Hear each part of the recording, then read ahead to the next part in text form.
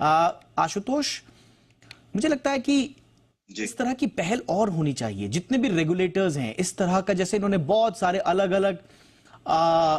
नियम कायदे कानून थे, मास्टर सर्कुलर में सबको समाहित करके इन्होंने एक कर दिया और अब आपको आईने की तरह क्रिस्टल क्लियर है, सब साफ है। अब आपको कोई भी बात करनी है, आप ये मास्टर डॉक्यूमेंट मास्टर सर्कुलर उठाइए और इसमें से आपको नहीं लगता है कि ये बाकी सब सेक्टर्स में भी लागू होना चाहिए? आपके रियल स्टेट से लेकर, आपके बैंकिंग से लेकर, आपके बाकी जगह जहां जहां इस तरह के नियम तो हैं, बहुत सारे हैं, लेकिन वो इतने बिखरे हुए हैं, इतने छिपे हुए हैं कि लोगों को समझ भी नहीं आता, वहां तक पहुंचते पहुंचते तो देर हो जाती है। देखिए, बहुत सारे अलग अलग जो क्षेत्र हैं उसमें ऑब्वियसली जो रेगुलेटर्स हैं वो बनाए गए भी हैं। और देखा जाए तो पहले आईआरडीए भी तो नहीं होता था, ये 99 में जो है इसको लाया गया और टाइम टू टाइम इसमें अमेंड भी किया गया। और जहां तक देखिए, अगर मैं इंश्योरेंस क्लेम्स की अगर बात करूं तो इसमें देखिए जो रेगुलेशन लाएगा, जैसे 64 यूएम जो सेक्शन है ऑलरेडी इंश्योरेंस एक्ट 1938 में, वो कहता है कि विद इन 72 आवर्स जो है सर्वेयर को अपॉइंट करना है किसी भी क्लेम के आने के बाद। बट ये होता नहीं था,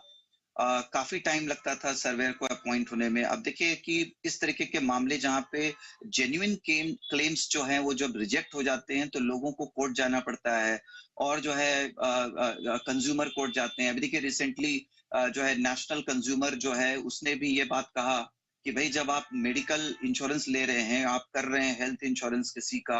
आपने उसका जो है पूरा हेल्थ चेकअप करवा लिया, सारा उसका डॉक्टर का रिपोर्ट मंगवा लिया, फिर आपने जो है जाकर के उसको पॉलिसी इशू करके दिया।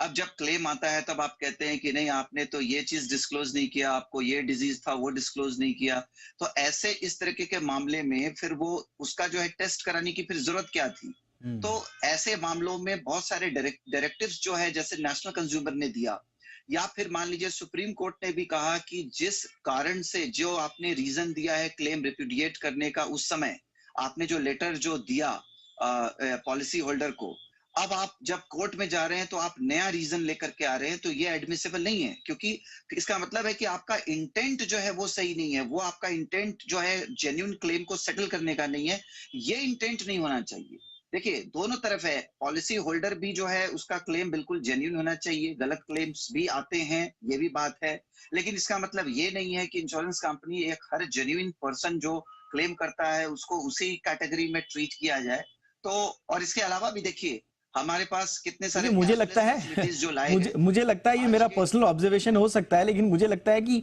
अगर किसी को फर्जी क्लेम करना है ना, तो वो अपने कागज पक्के रखेगा, वो उसके कागज बिल्कुल चकाचक होंगे, उसमें कोई दिक्कत नहीं होगी, सारे कागज वो बना के रखेगा। देखिए हंसते इसमें बेचारे वो हैं नहीं, इसमें एक बात और हाँ। है कि जी, इसमें देखिए एक और है कि जो सर्वेयर जो अपॉइंट होते हैं, जो मुझे लगता है कि जो उनका रिपोर्ट है उसी के बेस पर इंश्योरेंस कंपनी जो है क्लेम्स को सेटल करती है या नहीं करती है। तो ये भी देखना पड़ेगा इंश्योरेंस कंपनी को भी कि वो जब सर्वेयर को अपॉइंट करती है तो सर्वेयर जो है दोनों साइड को लेकर के चले और एक रिपोर्ट वो उस तरीके से बनाए जो जो कि जो है दोनों के हित में हो। ऐसा नहीं, देखिए बहुत सारे क्लेम आते हैं, अभी जैसे गाड़ियां हैं, एक्सीडेंट हो गया, आजकल सब महंगी गाड़ियां होती हैं।